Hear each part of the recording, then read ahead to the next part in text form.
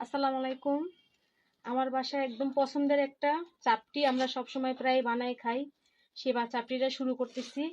সবাই আমার মতো একদিন বানায় খাবেন। আর চাপটিটা অবশ্যই অনেক মজা হয়। প্রথমে আমি ব্লেন্ডারে ধনিয়া পাতা দিয়ে দিলাম। এখন গিয়া 4-5টা কাঁচামরিচ টুকরো টুকরো করে দিয়ে দিলাম।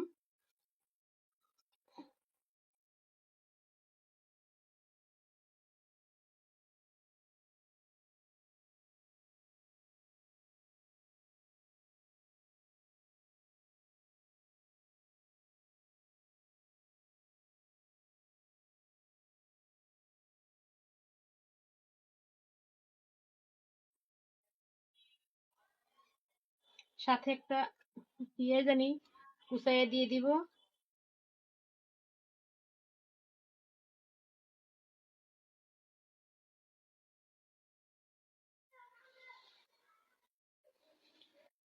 সাথে আমি কতখানি নারকেল দিয়ে দিব।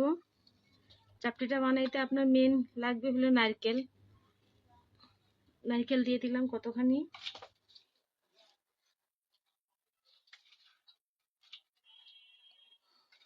এখন এগুলো আমি ব্লেন্ডার করে নেব।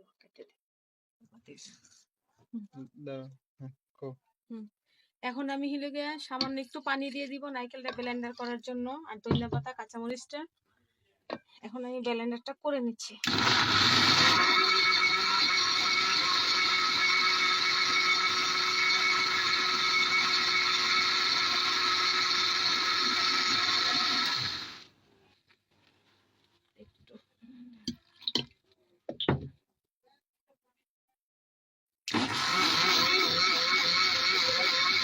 এই যে ব্লেন্ডার করা এগুলা নারকেল, ধনিয়া পাতা, কাঁচামরিচ একসাথে একটা পেঁয়াজ দিয়ে ব্লেন্ডার করাগুলো আমি এখানে ঢেলে নিলাম। তার সাথে আমি আমার এখানে মুগুর ডাল, বুটের ডাল, মুসুরির ডাল, মটর ডাল আর বুটের ডাল সব মিলানো এখানে আমার ডাল গুঁড়া করা আছে। সেখান থেকে আমি 1 চামচ 2 চামচ দিয়ে দিলাম। এখন আমি 2 চামচ দিয়ে দিলাম। এখানে চালের গুঁড়ো দিয়ে দিব, এবং চালের গুঁড়োটা আগের থেকে ব্লেন্ডার করা ছিল। সেক্ষেত্রে আমি এখান থেকে পরিমাণ মতো চালের গুঁড়া 3 চামচের মতো দিয়ে দিব।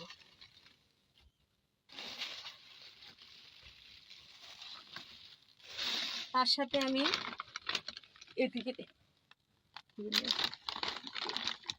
আমি গিয়ে 2 চামচ ময়দা দিয়ে দিব, ব্যাটারটা যাতে সুন্দর হয়।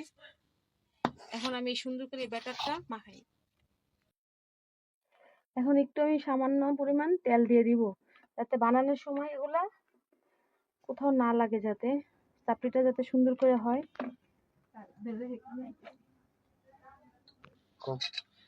হ্যাঁ, এখন গিয়ে এই যে ব্যাটারটা এরকম হবে। এটা আমি 2-3 ঘন্টা ব্যাটারটা মাখায় রাখলাম সবকিছু দিয়ে। একদম তারপরে বানাবো, ঢাইকা রাখবো। এখন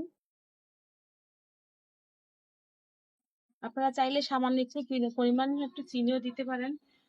টক মিষ্টি জাল খুব ভালো একটা সুন্দর হয়।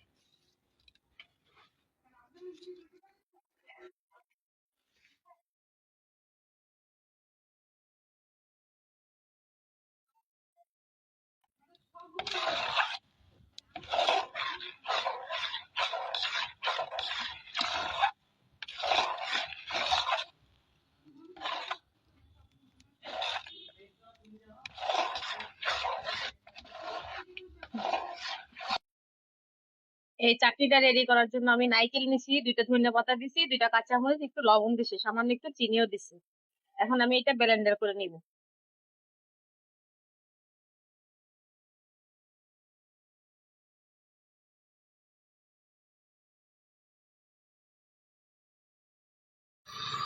আমার নারকেলটা ব্লেন্ডার করা হয়ে গেছে। এখন একটু আমি এক এক করে এভাবে চাটনিগুলো সম্পূর্ণ বানাই নিব।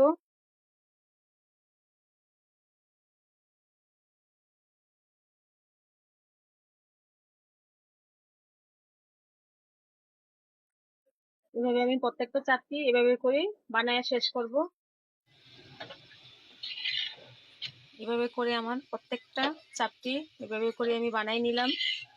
আরেকটা দেখাচ্ছি। বাসাগুলো গিয়ে অনেক ছোট বাসা।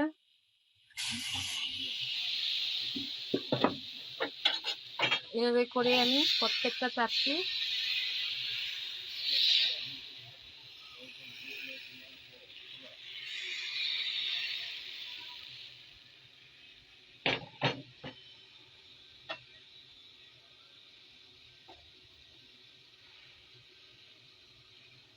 প্রতিটা চাপটি আমি এভাবে করে প্রত্যেকটা চাপটি বানাই নিব, শেষ করব।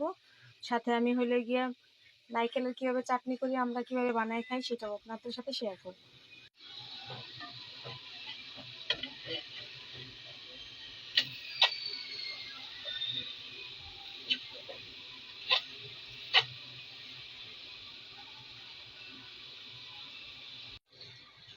নারকেলের চাটনিটার জন্য আমি 2-3টা হলুদ সরিষা দিয়ে দিলাম।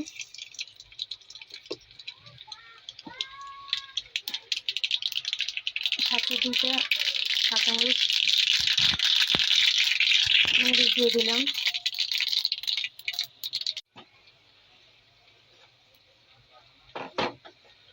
সাথে নারকেলের চাটনিটা ছোটবেলা মেয়ে করে রাখছিলাম, দিয়ে দিলাম।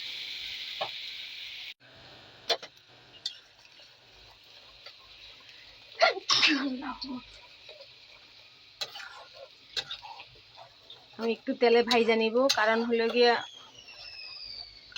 থাকলেও এটা পরে নষ্ট হবে না, এটা আবার ভাত দিয়ে বা যে কোনো রুটি বা অন্য কোনো সাথেও খাওয়া যাবে। সেজন্য আমি একটু তেলের ভিতরে ভাজা দিয়ে নিলাম।